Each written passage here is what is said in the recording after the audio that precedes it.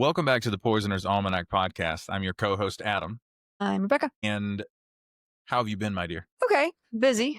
I feel like, and I feel like that's not just me. Everybody I talked to lately has been like, it has been a crazy, 3 or 4 weeks, and I don't know Getting back in. that, and then for some reason, change of seasons always seems to bring about a little bit of fatigue too. Maybe it's allergies, maybe it's just things changing. I don't. My skin's been really dry, and I think it's because it's usually super humid here, and so Yep.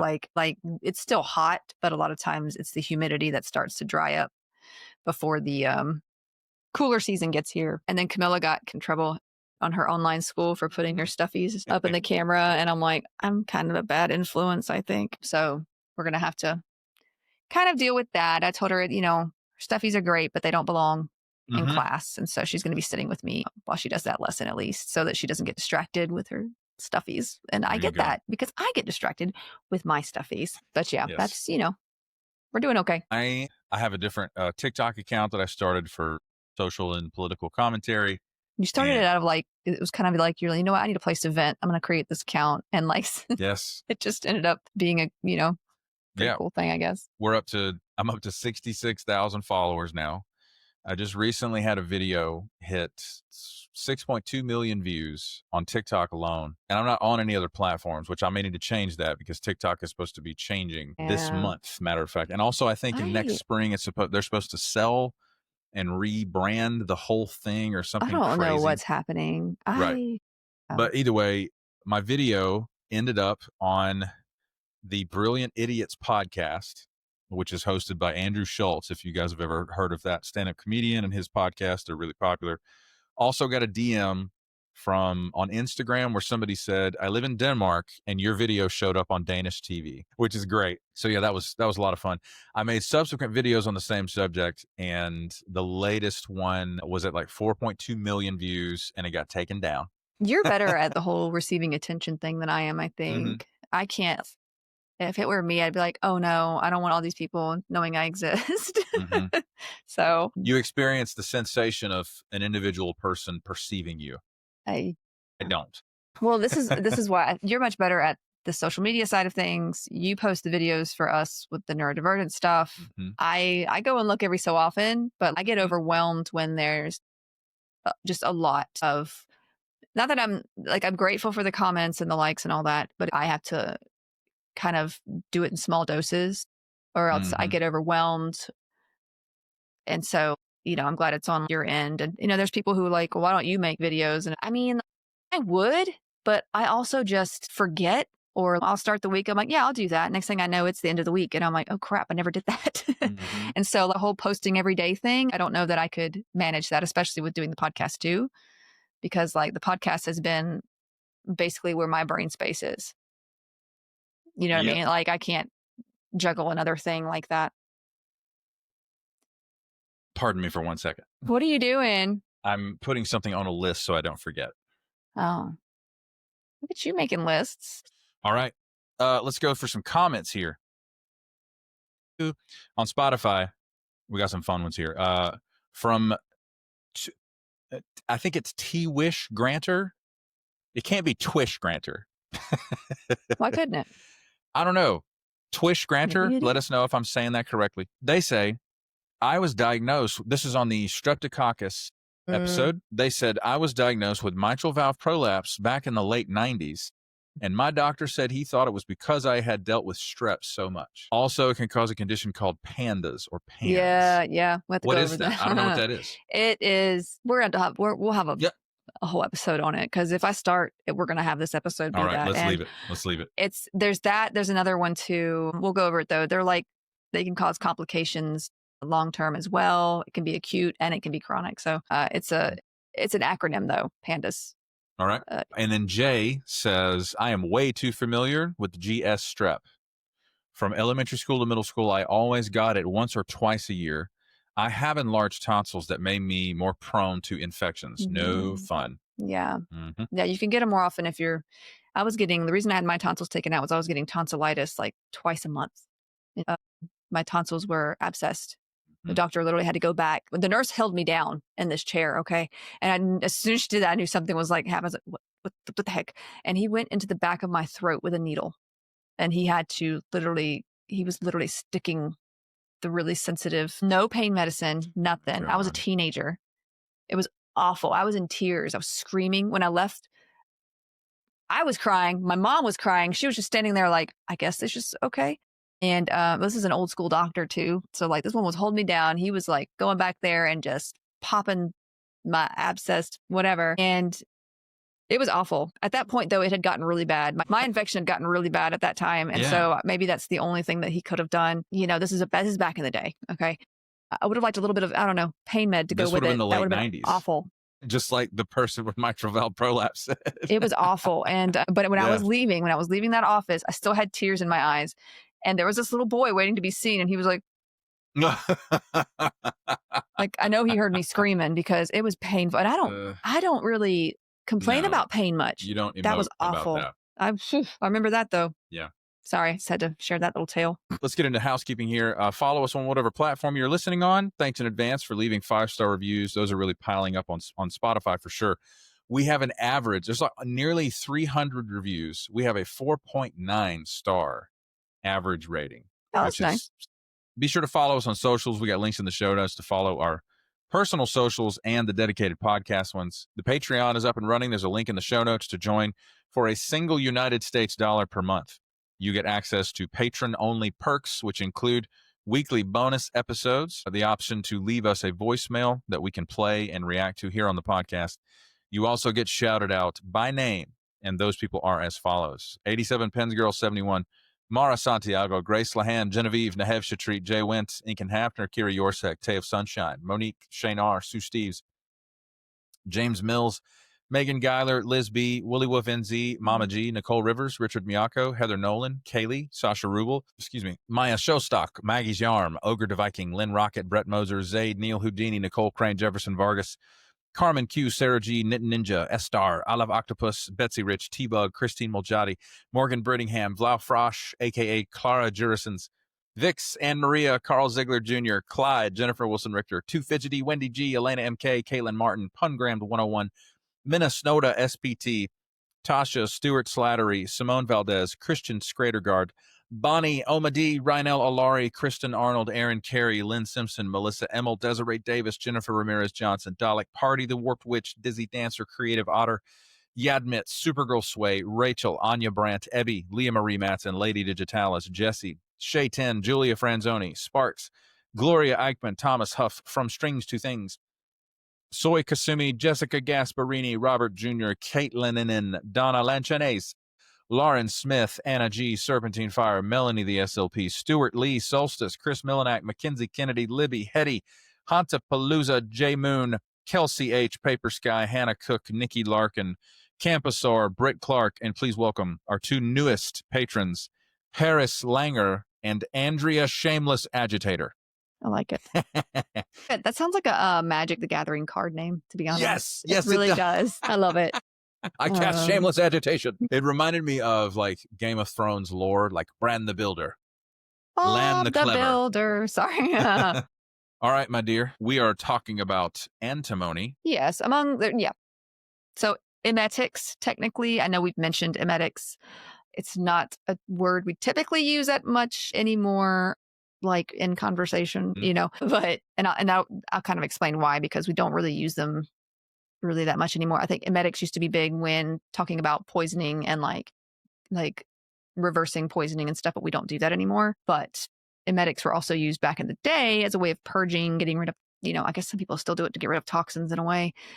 That and laxatives and things like that. That's basically what your cleanses and detoxes are and such. So, but that was used back when the humors were big too. Like, you got to rebalance the humors. So let's give him diarrhea, or let's make him throw up. Make him throw up and bleed the full out of him. Great. Sounds great. That's what we're going to do. That's the plan. You know what? He could probably poop it out. Yeah, exactly. But yeah, we're going to talk a little bit about that. So we'll also be mentioning Ipecac. Ipecac? You remember Ipecac? Syrup of Ipecac? No. You don't know what Ipecac is? No. It'll make you cack. It will. It will. And you know exactly what I'm talking about. Dudes be cacking. I don't know what it is. Ipecac. Say it right. Let's see. Hey, Nate. How's life? It's a shortened form of a word, but we're going to cover that too. So let's go for it. Let me get back to my notes. So, and it's funny because I thought about going into some infectious beasties, such as like mosquitoes and ticks, and we will come to those soon. But I promise. But I did discuss a bacterium last week, with strep, a little bit of staph too, and I wanted to look into some toxic substances this week, which strep, like I mentioned, can release toxins within your body, causing issues. But now, I've been looking into some more of the toxic minerals and elements recently, and one I feel like I have not given enough attention to is antimony. So I do want to talk about that one a little more in detail because we've mentioned it here and there, but I feel like we haven't really talked a whole lot about it. Antimony used to be your tartar emetic. So like if you ever see that in old history books, like, oh, they gave him some tartar emetic, then this is what they were talking about. Okay. Which they gave, what the heck's his name?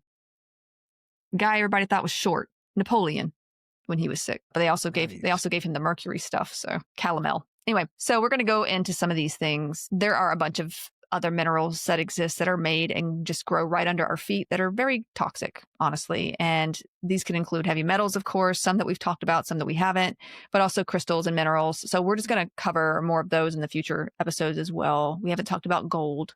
Yes, that can be toxic. Copper can be toxic. These are heavy metals that we don't really see, we don't see them in the same way we see arsenic, which I know we've talked about, and lead and all that, but we definitely need to talk about them in the future. Yeah. But antimony was used as a medical, like a medicinal purgative, or specifically an emetic, as you will, to throw up, but it also made you have diarrhea too. So this has basically been used for centuries for this reason. And it was used for good reason this way, because it will make you throw up for sure.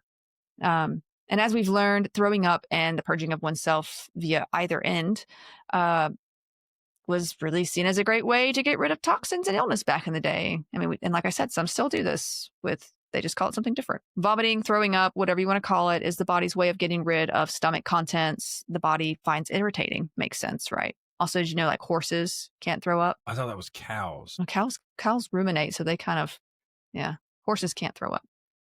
Wow. Yeah, so if they eat something toxic, it's really bad. Also, there's a procedure you can have to fix acid reflux, and something they don't tell you all the time, which a friend of ours had this done. Kurt down the road? Yes. Yeah, he was mentioning how he had this done. And they don't always tell you this beforehand. It might be written somewhere in the informed consent, tiny, It really should be stated up front. That you will not be able to vomit. And therefore, should you ingest something toxic, or should you get sick and there's, it's feeling bubbly, you have to go get it sucked out of you. Yeah. It sucks. Rather, it pumps. It pumps. And don't get me wrong, acid reflux sucks. I have acid reflux, but it's kind of one of those last ditch effort things that you should do, because it can lead to not being able to vomit, which is something you should keep the ability to do. You just shouldn't be making yourself do it. Now, this is something our body is made to do. It doesn't mean we should be forcing ourselves to vomit as a means of curing illness, or even as a means to remove poisons. And we'll talk about that in a second too. That may seem contrary to why the body has such a mechanism, but we now know that vomiting really only removes less than 30% of the stomach contents, and the poison that you're trying to remove may already have been absorbed by the body beforehand anyway. Vomiting also causes further damage to tissues in the stomach, esophagus, and possibly the airways, like if you kind of aspirate as well. The mouth, because the stomach acids and toxins swallowed, if they're corrosive, they come back up. Like if you swallow bleach or battery acid. Wasn't there a time when Trump was like, can we just drink bleach for COVID? Yeah, he actually recommended that. Yeah. Please don't do that. Don't drink bleach. But yeah, throwing it back up, it's corrosive. It can cause problems too. Now, we also know that inducing vomiting can lead to aspiration. This is, choking it getting into your lungs, which can cause pneumonia. This is especially true in children, confused patients, and those who are semi or unconscious, that kind of thing. And this can end up being fatal, whether you choke on it or you end up with pneumonia that can kill you. So make this bigger. I do this all the time. I can't see. The amount of things you never make easy on yourself. 200 right there. 200, baby. Are you full screen? No. How do you see it? I don't know. I see it now. So, what did you do? You go today. Sorry. Okay. I'm supposed to behave in our regular episode. You are. Okay. You're goading me. You're a goader. So vomiting can also lead to dehydration and electrolyte imbalances. There are some do-it-yourself ways of inducing vomiting that are dangerous in and of themselves, like drinking salt water, which will raise your sodium to dangerous levels. There's a reason why, you can't drink salt water. Like we've all heard, like if you're on a deserted island, you can't drink seawater because you'll die if you drink too much of it anyway. Also, it's going to make you sick before you die. So no, don't do that. It's not for drinking, but it also raises your sodium, like I said, to pretty dangerous levels, which will cause seizures and even worse things. So while we're on the subject, let's talk about Ipecac for a moment. Now, Ipecac is short for, God help me, Ipecacuanha. Okay. Which was first brought to Europe from Brazil as a dried root in 1649 by the Dutch physician Piso. I'm going to go with Piso. The last name? Piso. Okay. That's the only information I found on him. The name Ipecacuanha, good enough, actually means roadside sick-making plant, basically. Got it. In the Tupi language, and was used by indigenous South Americans as a treatment for dysentery, which could not have been pleasant. It was picked up in Paris by this doctor named Adrian Helveticus. That's fun to say. Helvetius. I put the C in there just because I wanted to. Helvetius, who used it in this secret concoction to heal the son of Louis the 14th of France. Is that the Dauphin? The Dauphin? I always say dolphin. I'm like, the dolphin, he's the prince of the French prince, the Dauphin. I only know how to say that because of like the Three Musketeers. Yes. Like the Disney version. But the son was seriously ill with intractable dysentery, which none of the physicians in court could cure, apparently. But the king bought this secret formula and it was made known to the public. In the early 80s, French chemists isolated the alkaloids emetine and cephaline as the active ingredients in Ipecac. Now, the substance works by irritating the lining of the stomach and stimulating that center in the brain that triggers vomiting. Yes, that's a thing. Later in the 19th century, doctors discovered that emetine was effective against amoebic dysentery, helping to distinguish it from bacterial dysentery, for which Ipecac did nothing for. So it like destroys the amoeba version of dysentery. So if dysentery is being caused by an amoeba, so it can kill that amoeba. But when it comes to bacterial, it doesn't do anything. So that's why it like worked half the time. Right. Okay. Okay. More modernly, syrup of Ipecac was used to cause vomiting in children who were suspected of ingesting poison. The American Academy of Pediatrics began recommending it in the 1960s, and they were basically telling parents to keep syrup of Ipecac at home for accidental childhood poisonings after consulting a poison control center. Honestly, sucks to be a kid back then. You ever see those cartoons where they were giving kids just like, come take your medicine? And it was like, yes. What did it say on it? It was just like oil of some sort. I'm like, why are y'all doing this? Castor oil. Yeah. Or something. And we talked about that a little bit. I think it's just to make, you go to the bathroom, but okay. Mm-hmm. Awesome. Those old cartoons though, they do that and the uncle's out there smoking a pipe. So they were like, keep this in your home in case your kid poisons themselves. But you could literally buy the 1 ounce bottles of the stuff from like 1965 and on. Around the late 1990s, however, the American Academy of Clinical Toxicology raised concerns about Ipecac's effectiveness. Studies revealed it did not consistently remove a significant amount of ingested poisons and was not proven to improve the outcome for poisoned patients. The drug's effectiveness wasn't the only thing, though. The drug's side effects, including prolonged vomiting and potential toxicity to the heart and muscles with chronic misuse, also became a major issue. Now, the misuse of Ipecac by people with eating disorders also became a particularly serious concern. In 2003, the American Academy of Pediatrics issued a new policy stating that Ipecac should no longer be used routinely at home for poisonings. In fact, inducing vomiting at all is a no-no. They recommend that any Ipecac in homes be disposed of safely.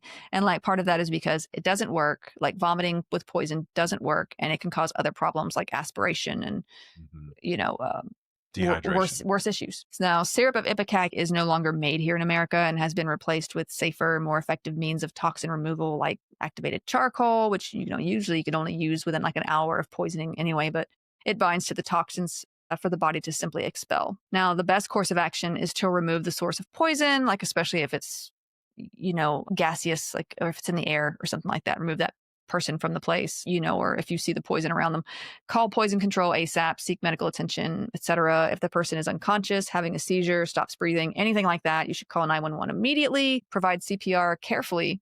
If the poison was ingested, you don't want to accidentally poison yourself too. So be careful with that. And they make guards that you could keep. I keep one in my car just in case, because when you give CPR, sometimes they throw up on you. It's a thing. Now, in terms of toxicity, a typical therapeutic dose of Ipecac is like 60 to 120 mils. It's not likely going to be seriously toxic at this dose, though it won't help anything either. But the fluid extract from the source is about 14 times as potent and has caused death at 10 milliliters. So no do-it-yourself emetics for many reasons, ever. Even with acute use, prolonged or forceful vomiting can cause gastritis, gastric rupture, pneumomediastinum, which is this fancy word for having air in that space between your lungs and heart, and retropneumoperitoneum, which is another fancy word that's simply the accumulation of air in the retroperitoneal space. This is sort of like in the back where your kidneys are, basically in that space where air is not supposed to be. Or Mallory-Weiss tears of the cardioesophageal junction, basically just tears in your esophagus, which can get bad. Now, one fatal case of intracerebral hemorrhage was reported in an elderly patient after a single therapeutic dose of Ipecac syrup.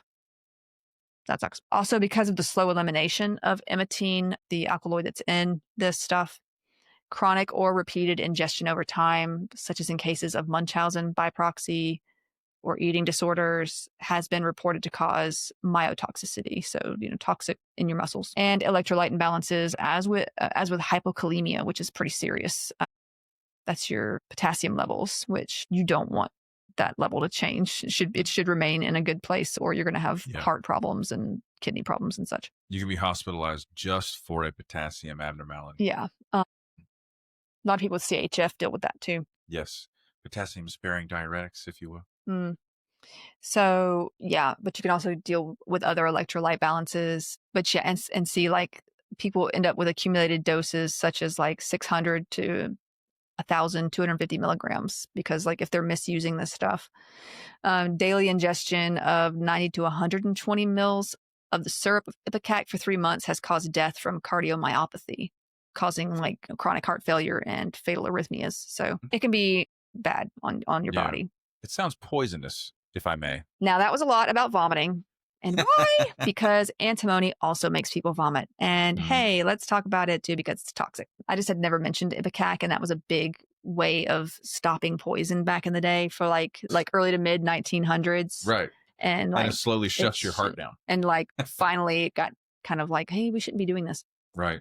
So I mentioned this idea of purging sickness by taking emetics or laxatives, and this is also related to the idea of the four humors theory of medicine way back in the day, and how if they're imbalanced, somehow hurling will rebalance them. Antimony was one such remedy used for this purpose, and it was used for this since like 3000 BC. It was easily obtained as it was mined from mineral deposits worldwide. It looked how you would expect, this gray metalloid. Isaac Newton, which I need to do a bonus episode just on Isaac Newton because he did some wild stuff. Stay tuned, folks. There were things about Isaac Newton that I've read about that I did not know.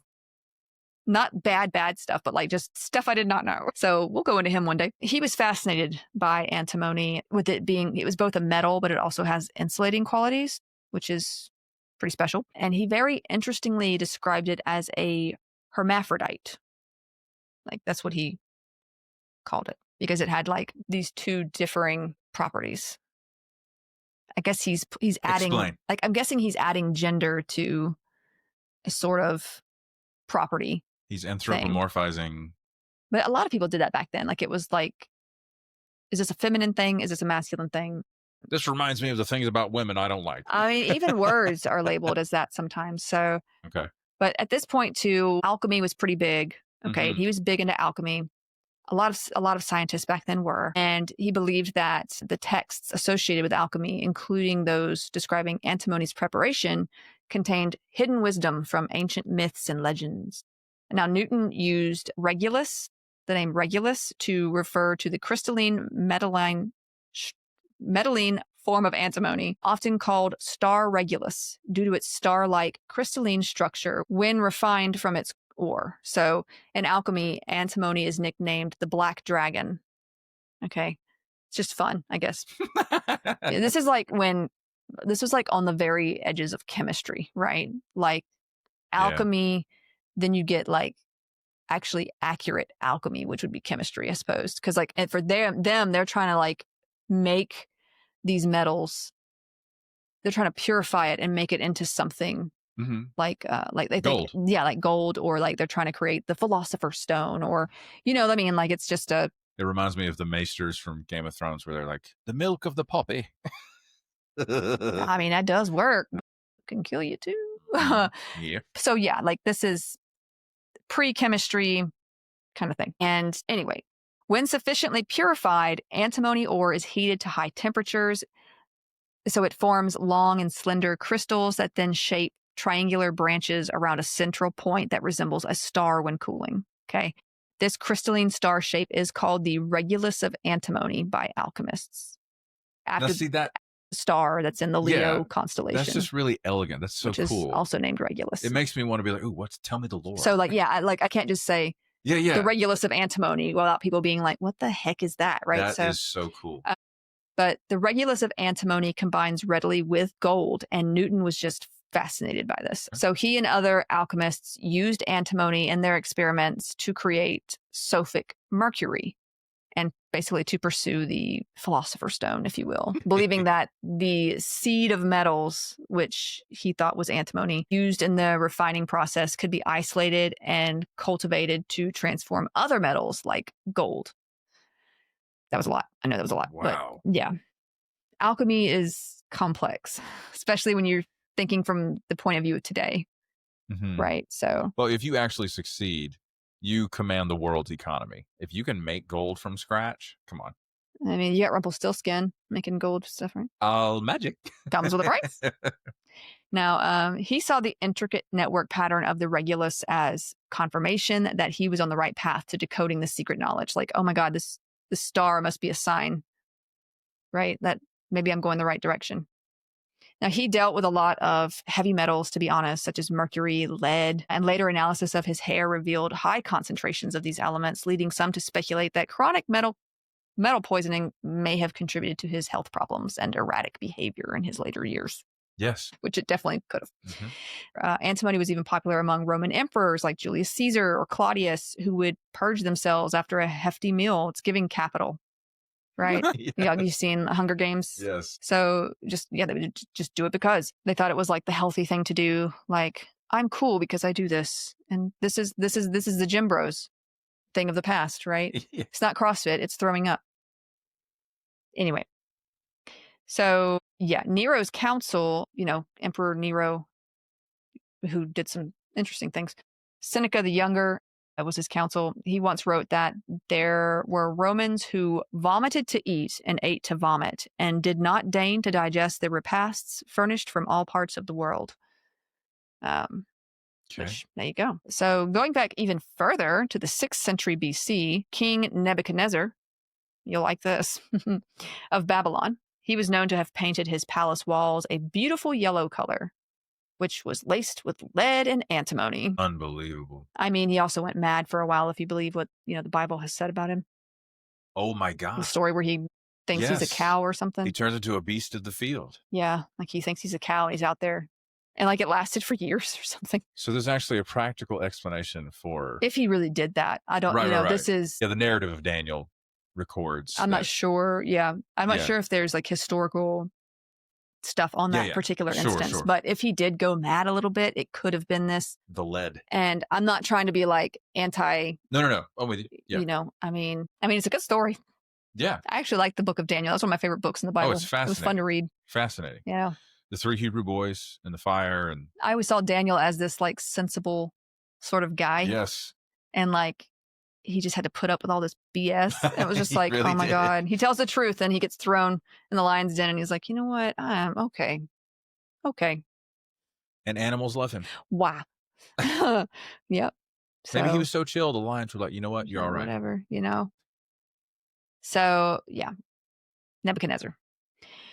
It was likely more the lead that drove him mad, but the antimony would have affected him as well. We now know that antimony causes seizures, inflammation of the heart, dangerous arrhythmias, headaches, gastric ulcers, and depression. It can affect multiple organ systems, really. It can lead to irritation of the eyes, skin, airways, and GI system in general, depending on how you're exposed. It can especially cause damage to the cardiovascular system, respiratory system, gastrointestinal system, and it is also carcinogenic. So purging was a common enough thing that the terminology made its way outside the area of medicine. Amphitheaters back in the Roman days would have something called a vomitorium, which simply meant the exit. So basically this is where crowds could be purged out of the amphitheater, if you will. Like it was that common of a thing. So there were also wines containing antimony for the purpose of vomiting later. So like you would drink the wine knowing that it's going to make you hurl. Just seems like a waste of wine if you ask me.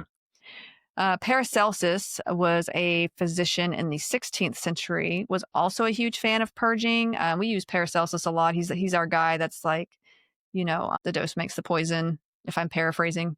Yeah. He said it in a different way, but that's where that comes from. Yeah. Yeah. It's been so long since we covered that. Yeah. Paracelsus is an interesting dude. Obviously, I like that phrase from him, but there's plenty of things that I'm like, bro, you crazy. But yeah, he was a huge fan of purging and using elements such as antimony and mercury. He believed that antimony specifically purifies itself and at the same time, everything else that is impure. So this is where your alchemy comes in, though. It's like, I can touch it with this stone and it will be pure, right? Very bippity boppity, don't do that, right? It should be noted that at this time, it was also believed that a poison could be harnessed by a physician and therefore no longer be toxic. Okay. But you also had people like getting cured by the touch of the king. There was this whole like remedy, like if the king touches you, then somehow you can be cured because he's like, God has given him this the divine touch, right? Yes. Which is funny considering all those kings that were definitely not into the church. Okay. Let's talk about the name. Once upon a time, there was a German monk named Basil Valentine. Okay. That's the least German name I've ever heard, but okay. Stay with me. He was a part of the canon of Benedictine Priory of St. Peter. Why is it got to be so long? And he apparently lived a long time. He apparently died at 106 years of age. And when he was buried, his gravestone or grave marker stated, after 120 years to pass, which that's a sentence fragment. Why would you do that? What does that even mean, right? It is said that 120 years after his death, one of the church pillars busted open, right? Just a video game. Like, what's the thing in Zelda? I can't remember it now. It's literally the text tone on my phone too. There you go. When you unlock a gate or something. Yeah. I can hear it in my head, but I can't like reproduce it. It's weird. So yeah, this basically the monks found some books that this Valentine guy had written in this spontaneous busted open pillar, which pillars don't spontaneously bust open, by the way. Now, these books included manuscripts called The Triumphant Chariot of Antimony. Of course, this was all about the wonders of the element and how it could be used to make livestock fatter and whatever. Now, this is where the story gets weird because some also say he tried it on some monks because it did really great with the pigs. Okay. And these monks died. And the name antimony, anti-monk, became its name. That's where it comes from? Hang on. The end, but it's actually not because this was honestly just made up by some guy. Okay. The end. Now a bonus episode. This is actually made up by some guy who was trying to make a buck. Okay. Johann Told. He likely wrote this mess himself and he sold the stories as truth, like some hidden knowledge or whatever, which was big. Hidden knowledge was a big thing back then, right? And antimony use as medicine or purifying element became a widespread thing. So like he was selling this story, which kind of pushed the sale of this product. So the story mentions that it killed monks, but like here, buy my medicine. Why would you? It's the equivalent of supplements in a link tree. It works on pigs, not on monks. In reality, the name antimony most likely originates from the Greek word antimonos, meaning a metal not found alone. So that's where the name probably comes from, not that other story. It is commonly found with other such elements like sulfur. So yeah, that story was bogus, but it sounded fun and made dudes some money. There were some, even among the medical community, who were followers of this nonsense, however, but there were other doctors and chemists and doctors who were most definitely not, were warning about the toxic effects of antimony, which they already kind of knew about. So there were fights in and out of the courts even about whether it should or should not be used as a medicine or prescribed by physicians. One 17th century French doctor, is it Guy, not Guy, or is it Guy? Guy. It would be Guy. Patin, French. Patin, yeah, Guy. But now I'm thinking of Guy from Galaxy Quest. Yes. Galaxy. Guy, when they say his name. Anyway, but this guy, he once stated, "May God protect us from such drugs and such physicians." Now, he was actually the dean of the Faculty of Medicine in Paris, and it also defined it as a poison at this time. Patin even kept records of those who died of antimony poisoning in a collection that he called Martyrology of Antimony. Like he was keeping up with this, like seeing, you see this evidence.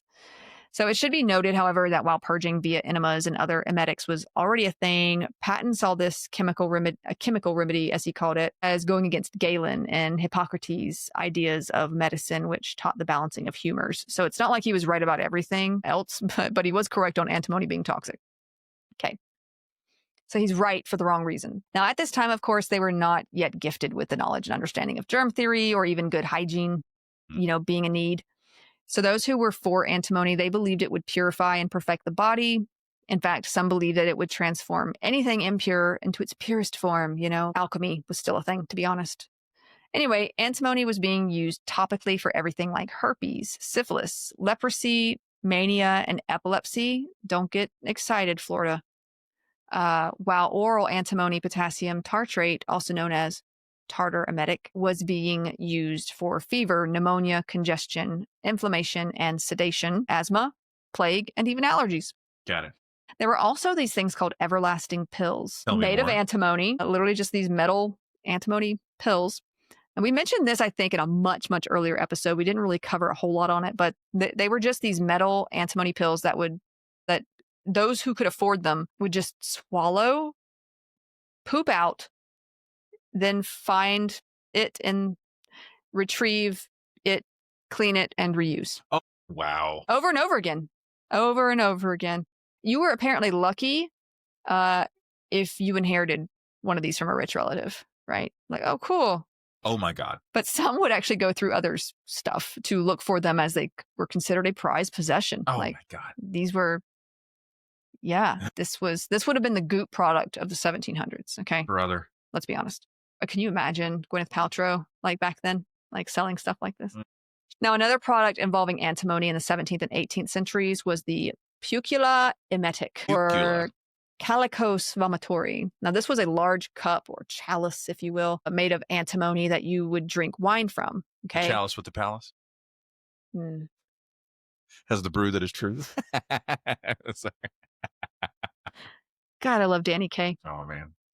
Anyway, but yeah, you would drink wine from this particular cup, and the acid in the wine would leach the antimony of the cup in with it, so that you would be basically drinking antimony wine. Now, it would lead to vomiting and diarrhea, which was deemed healthy. This could be acutely dangerous if used too often, obviously, because you could ingest a lot of antimony at one time if not careful. Especially if you're like me, I drink very slowly. So if I'm drinking a glass of wine, it takes me an hour to finish a glass of wine. Like I'm just slowly sipping on it because I'm enjoying it. But I wouldn't drink antimony wine. So either way, this was toxic. There were some reports of an antimony cup being sold in London in 1637 that ended up killing 3 people. The Faculty of Medicine had actually banned the use of antimony back in 1566 because it was a known poison. It was allowed for medicinal use once again, however, after King Louis XIV took a dose. Just King Louis with his stuff, right? He took a dose while sick with typhoid in 1658 and was miraculously cured. It was likely not the antimony that cured him, but okay. Some also used it as makeup. a sort of eyeliner or mascara, to be specific, the sulfide mineral form of antimony called strychnite, which is where we get the SB as its abbreviation on the periodic table. Like antimony is SB on the periodic table. So that's from strychnite, basically. Okay. But it turns black when exposed to air. And it was long used around the eyes as far back as ancient Egypt, like the kohl stuff, KOHL, kohl stuff. Yeah. But now a problem with this is that antimony is also known as a blistering agent. In 1832, a London encyclopedia advised those with whooping cough and tuberculosis to apply an ointment of antimony in order to cause a blister that you should then keep open to purge out the toxins. Ouch. Obviously, this did not actually work in terms of curing and likely led to some pretty serious infections of these blisters, wounds, Now, there were many uses for antimony, and people just took advantage of the trend, as people still do with these wellness trends we've talked about. As we know, it wasn't just antimony either. People were using this alongside arsenic and mercury-laced products.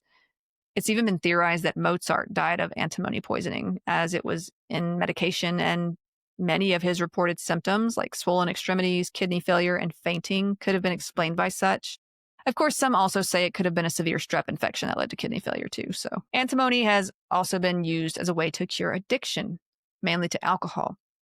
This came from the idea that in order to get yourself to stop doing something like drinking alcohol, you should add something to the behavior to make you hate it instead. It's a sort of Pavlovian conditioning sort of technique, I guess. Yeah, but in your the body's most negative still sense. your body's still going to be screaming for a drink, though. Yeah. For example, Benjamin Rush, he was a physician in Philadelphia. He was an American founding father. He signed the Declaration of Independence. His name's on there. He reportedly added some antimony to a glass of rum as a remedy for a man with known alcohol dependence issues. The drink had the man very ill, and he did avoid alcohol for a few years after.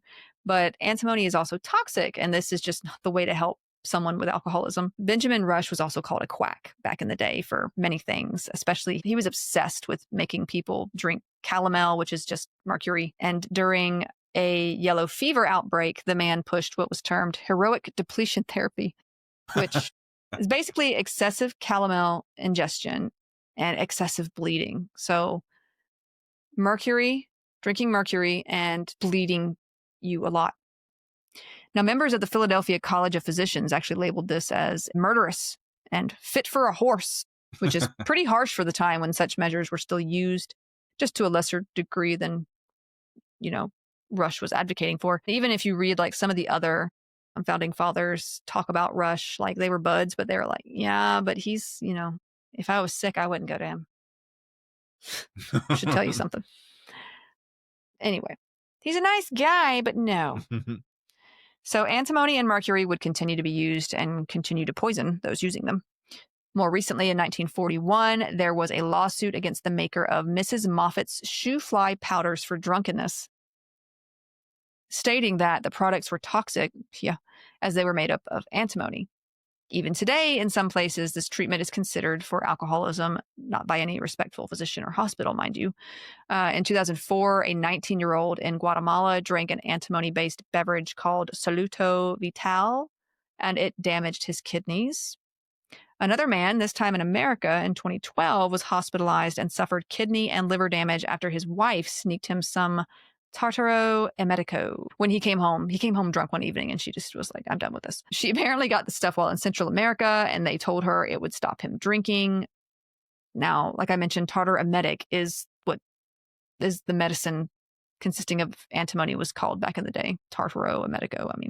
There are still emetics sold for the purpose of aversion therapy, if you will, to alcohol, like Antabuse, but it's not commonly used. It's not pleasant. So, and there are better ways. It's just not the way to go. You're just going to deplete electrolytes. You're just going to dehydrate yourself, and it's likely not going to work. Mm-hmm. So exposure today, since we are not taking everlasting poop pills or rubbing the stuff all over our faces or drinking wine laced with antimony, it's not as common. However, antimony is often present in urine samples of refinery workers, chemical manufacturers, and battery manufacturers, usually exposed via dust particles and fumes like in the air. Reported urinary antimony levels in battery workers were 5 times higher than other workers. In China, the highest levels of hair antimony levels were present in people involved in electronic waste recycling. It is also present in cigarette smoke, and smokers are much more at risk for toxicity as they are with like everything else. I mean, arsenic, cyanide. Acute antimony overdose is rare and typically is secondary to alcohol aversion treatment today. It is also currently used as a treatment for leishmaniasis, which is a protozoan related disease, and schistosomiasis, which is flatworm related disease, but they're often kind of talked about together, but they're not the same thing. But it's used as a treatment in a modified form known as the pentavalent form. So, and this is especially in like endemic parts of the world. Like I said, these are protozoan/parasitic diseases. They're pretty awful. They can be pretty serious. And this may be the only life-saving medicine as of now to treat it with. Now, it actually does work against these parasites as the pentavalent form becomes the more toxic trivalent form within the parasites. So like in the pentavalent form, it is less toxic to people. Doesn't mean it's not toxic at all, but it is less toxic.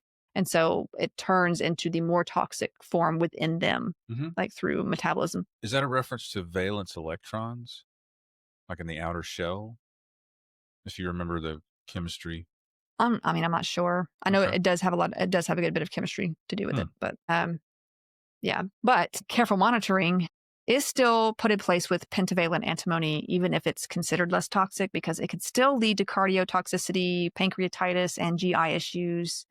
It's just one of those benefits versus side effects sort of things. Like, what are you going to do better with leishmaniasis or this treatment? And they just kind of watch to make sure you don't end up toxic from it. So, but yeah, that is all I have to tell you about antimony and Ipecac. Ipecac. So fantastic. Emetics. Well, I really enjoyed that. Not just because you're extremely good looking, but because that was really great content. You're welcome. And now you know all about throwing up. That's right. And why it's not fun and you shouldn't do it. I mean, you know, if your body wants to do it, it's going to do it. But true. I've been there. Why it's not fun to do it. All right. Ladies and gentlemen, thank you all so much for listening and watching. That is it for this episode. We will see you in the next one. Bye.